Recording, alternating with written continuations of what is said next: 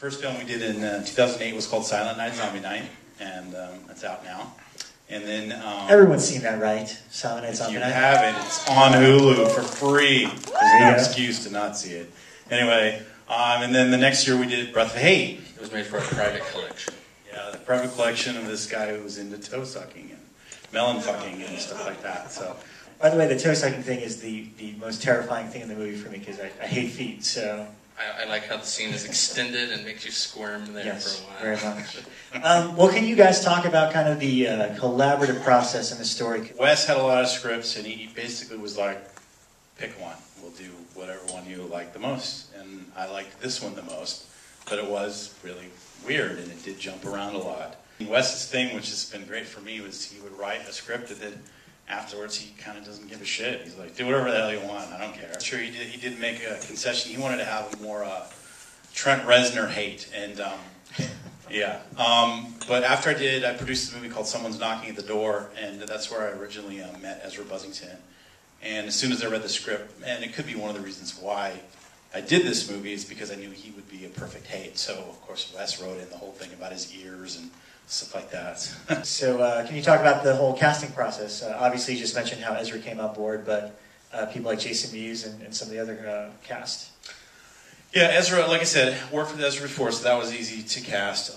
Jason, I basically got to him through the associate producer, Anya Light, and she knew a guy that repped him, and so through him we got Jason. And it's actually pretty easy, and you know, I was a little worried. Jason sort of is not a real actor. He sort of plays himself, but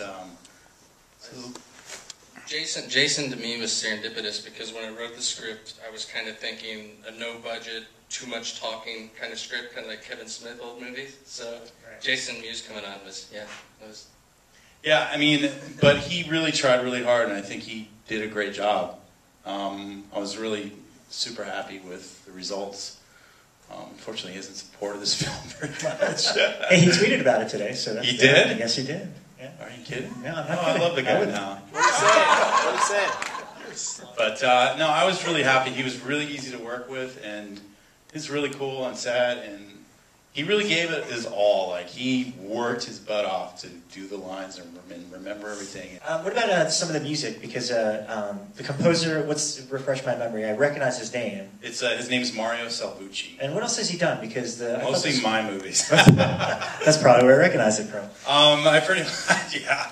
I mean, I saw his music on a film called Jessica Rabbit, and since then, most of the credits are like because I love his stuff. He lives in Rome. He doesn't live out here. We kind of collaborate through Gmail chat, but he's amazing. And he's done some Italian horror movies, though. Yeah, he did. Yeah, he did one called Mad in Italy, but I pulled him on for Silent Night, Breath of Hate, and also 2 of the sci-fi movies. I was able to get him on for Sand Sharks, and then the one I just did, Jurassic Attack. Wow. So, but he's amazing. Another Ennio Morricone. So I think anyway.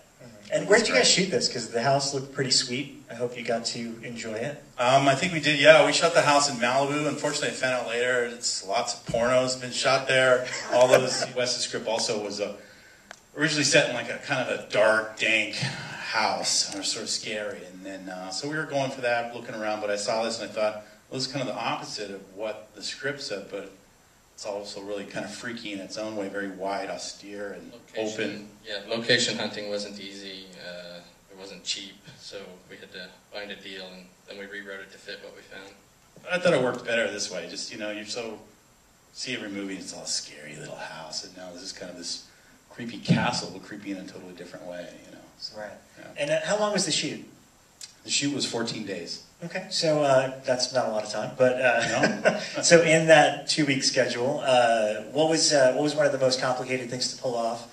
And on the opposite of that, what was kind of one of the funnest aspects, looking back at the movie in retrospect now? Well, really, the shooting went really well. What was super difficult about Breath of Hate was the pre-production. Like when I did Silent Night, Zombie Night, the pre-production was really easy and the shooting was really hard. And this is the opposite.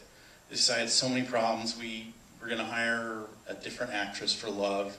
That turned out to be kind of a nightmare. Just all kinds of stuff came up. So that was tough, but the shoot itself was pretty smooth. Of course, my favorite day was strip club day. Yeah. So lots of hot girls naked. Hey, Heather was there too. I was not naked. She was not naked, so she says. Just a spectator. Yeah, right. But yeah, so that was my favorite day. I like to hang out with the, Joanna Angel and her girls. They came in, and they were a lot of fun to hang out with, so that was awesome. And by the way, the scene with Poot in that marijuana jar, that was real. Super Silver Haze. That's right, Super Silver Haze. He also really kind of got stabbed, too.